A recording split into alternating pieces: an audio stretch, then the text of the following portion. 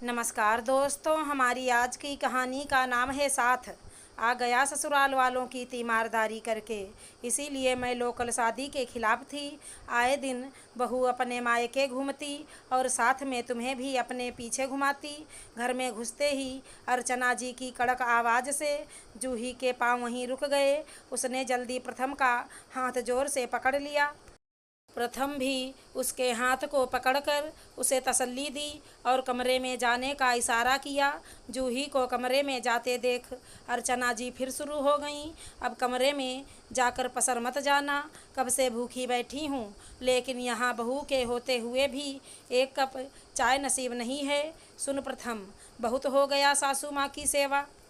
अपने साले अजय से बोल कि कोई इंतज़ाम कर ले। मेरी बहू और बेटा कल से वहाँ नहीं जाएंगे।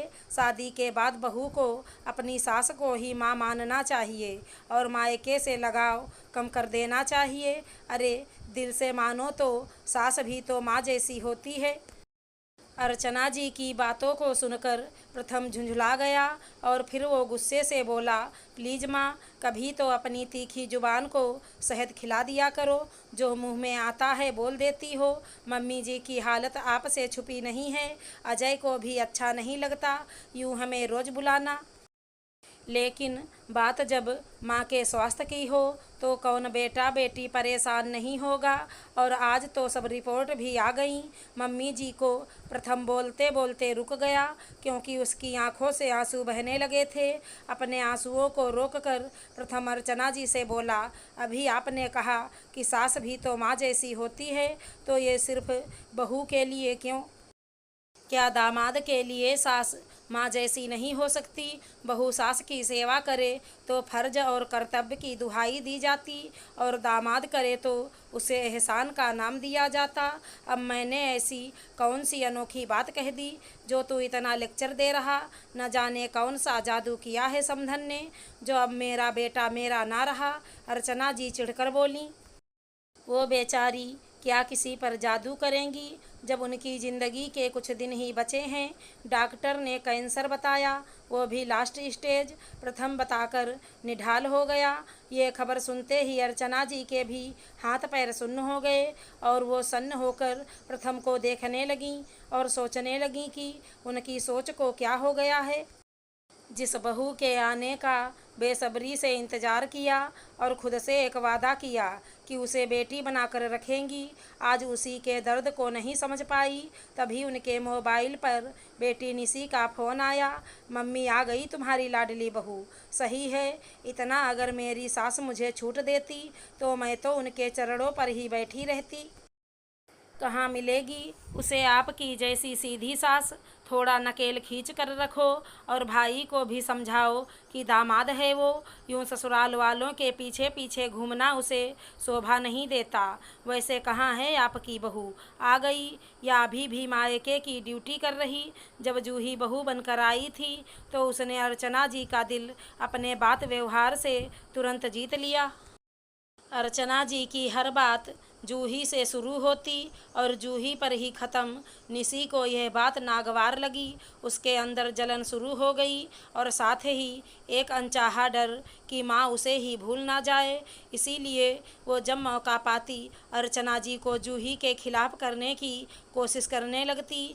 उसकी यह कोशिश असर दिखाने भी लगी। जब जूही आए दिन अपनी माँ के पास प्रथम के साथ जाने लगी, अर्चना जी परेशान ना हो जाएं, इसीलिए उन्हें प्रथम ने कुछ नहीं बताया। रोज़ रोज़ और कभी भी अचानक मायके जाने से अर्चना जी भी चिढ़ने लगीं और वहीं चिढ़ उनकी जुबान पर आने लगी। बहू के मायके की बात सुन अर्चना जी को होश आया और उन्होंने निशी से बाद में बात करूंगी कहकर फ़ोन रख दिया। बहू के मन की हालत सोच कर दहल गईं। सास है तो क्या, सीने में माँ का दिल भी था। फिर उन्हें जैसे कुछ याद आया और वो लगभग दौड़ते हुए जूही के पास गईं। जूही मुंह पर हाथ रखकर सुबक रही थी। उसकी हालत देख अर्चना जी को अपनी सोच पर ही ग्लानि होने लगी। उन्होंने प्यार से उसकी पीठ सहलाने लगीं। जूही भी माँ का दामन पाकर जोर जोर से रोने लगी। आग लगे मेरी जुबान को, न जाने क्या क्या अनाप शनाप बोल दिया। माफ़ कर दे बहू, माना कि मैं थोड़ी खड़ूस हूँ, लेकिन इतनी भी पत्थर दिल और बेरहम नहीं। अर्चना जी पश्चाताप से रोने लगीं। अब से तुम यहाँ से निश्चिंत हो जाओ। तुम सिर्फ अपनी माँ की देखभाल करो, बाकी यहाँ सब मैं खुद संभाल लूँगी। तुम उनके साथ समय बिताओ और मैं भी जहाँ तक होगा उन्हें खुश रखने की कोशिश करूँगी। निशी का फिर फ़ोन आ रहा था। अर्चना जी ने फ़ोन उठाया और निशी सुधर जा, अभी भी वक्त है। तुम्हारी वजह से मैंने जूही को क्या कुछ नहीं कह दिया। सीख उससे कि ससुराल के साथ मायके के रिश्तों को कैसे प्यार से सहेजते हैं। अगर एक बहू अपने ससुराल की जिम्मेदारी खुशी से पूरी कर सकती है तो दामाद क्यों नहीं। आज के बाद मैं अपनी बहू के खिलाफ कुछ नहीं सुनूंगी। अपनी आदत सुधार ले, कहीं ऐसा ना हो कि मेरे बाद मायका भी ना रहे। थैंक यू माँ, मुझे पता था कि आप जूही को कभी अकेला नहीं छोड़ेंगी। प्रथम पीछे से आकर अर्चना जी के गले लग गया। अर्चना जी प्रथम और जूही के साथ अपनी समधन से मिलने गईं और उन्हें आश्वासन दिया कि अजय और जूही अकेले नहीं हैं। उनकी यह माँ हमेशा उनके साथ रहेगी। उनकी बातों को सुनकर जूही की मम्मी की आंखों में एक निश्चिंतता आ गई कि उनका दामाद सब संभाल लेगा। अगर हमारी कहानी पसंद आई हो तो चैनल को लाइक शेयर सब्सक्राइब करें। धन्यवाद दोस्तों।